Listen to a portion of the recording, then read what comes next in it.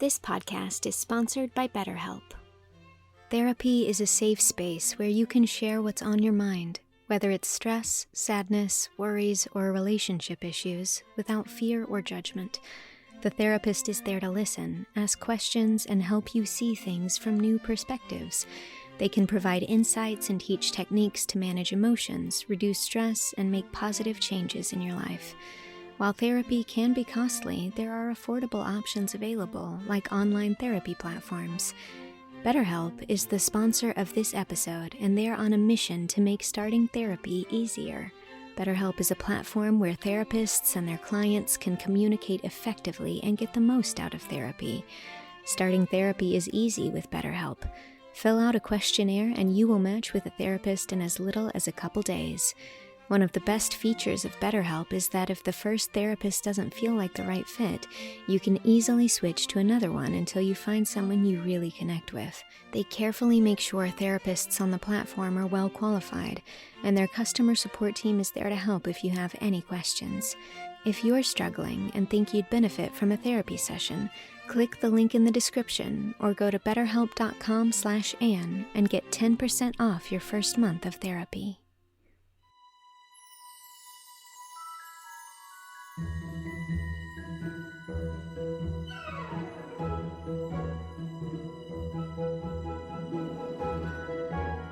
Anne of the Island. Chapter 17. A Letter from Davy. "It's beginning to snow, girls," said Phil, coming in one November evening. "And there are the loveliest little stars and crosses all over the garden walk. I never noticed before what exquisite things snowflakes really are. One has time to notice things like that in the simple life. Bless you all for permitting me to live it. It's really delightful to feel worried because butter has gone up 5 cents a pound." "Has it?" demanded Stella, who kept the household accounts. "It has, and here's your butter. I'm getting quite expert at marketing. It's better fun than flirting," concluded Phil gravely.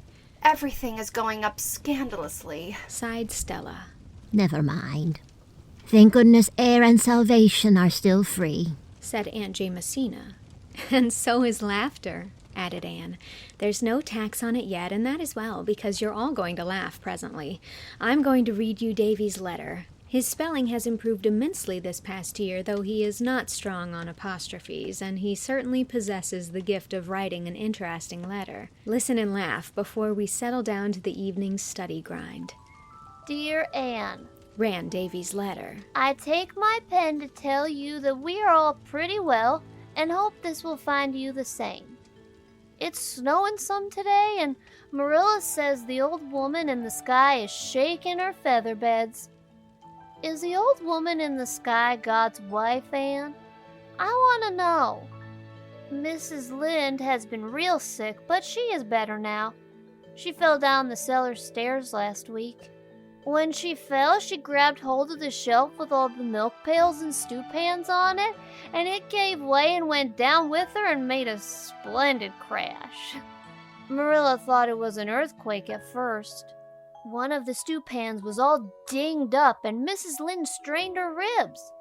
The doctor came and gave her medicine to rub on her ribs, but she didn't understand him and took it all inside instead. The doctor said it was a wonder it didn't kill her, but it didn't, and it cured her ribs, and Mrs. Lynde says doctors don't know much anyhow. But we couldn't fix up the stew pan. Marilla had to throw it out. Thanksgiving was last week. There was no school, and we had a great dinner.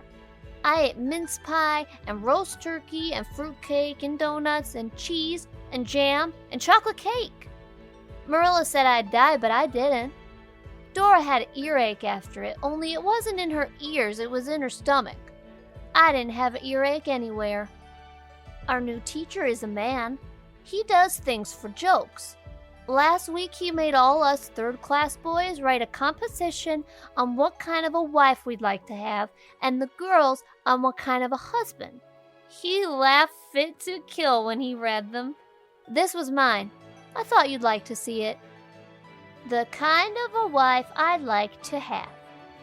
She must have good manners and get my meals on time.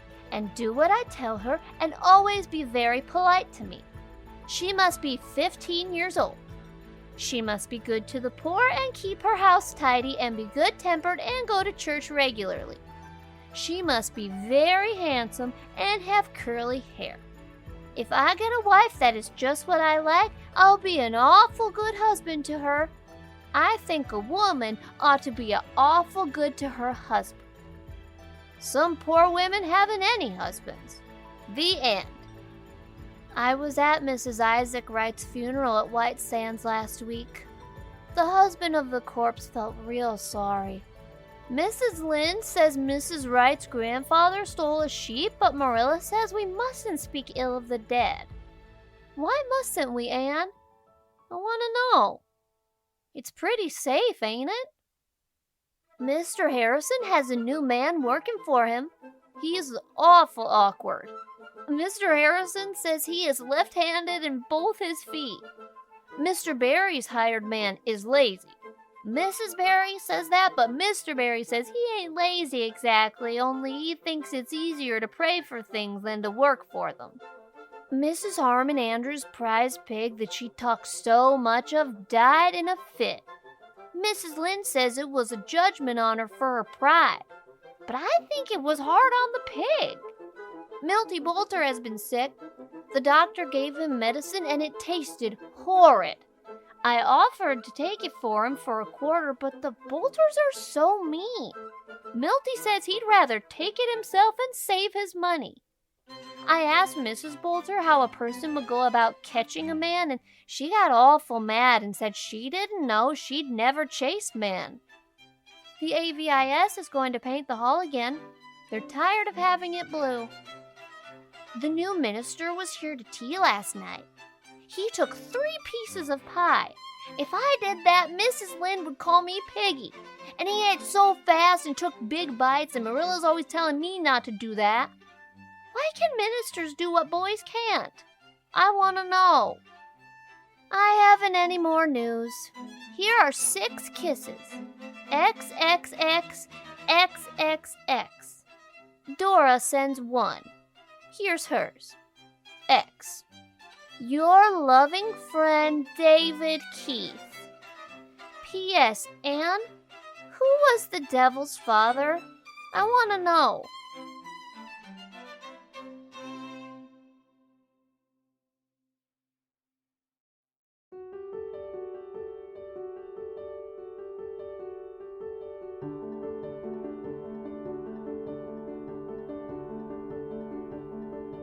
That was Chapter 17 of Anne of the Island.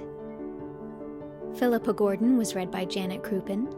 Stella Maynard was read by Laura Spencer.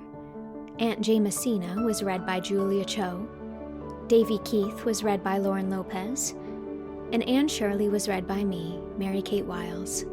It is also recorded and edited by me. Special thanks to patrons Rachel Belinsky, Julia Harker, Larissa Jones, Katie, Deborah Shapiro, and Phoebe Shaylor. Executive produced by Allie Bertz-Brown, Warren Day, Jane Leach, Shao Kuo, Lisel Perrine, and Justin Waterman. Support this project on Patreon at patreon.com/mkwiles to get access to the entire book, early episodes, ad-free episodes, and more. Thank you very much for your support. Chapter 18 is coming next week.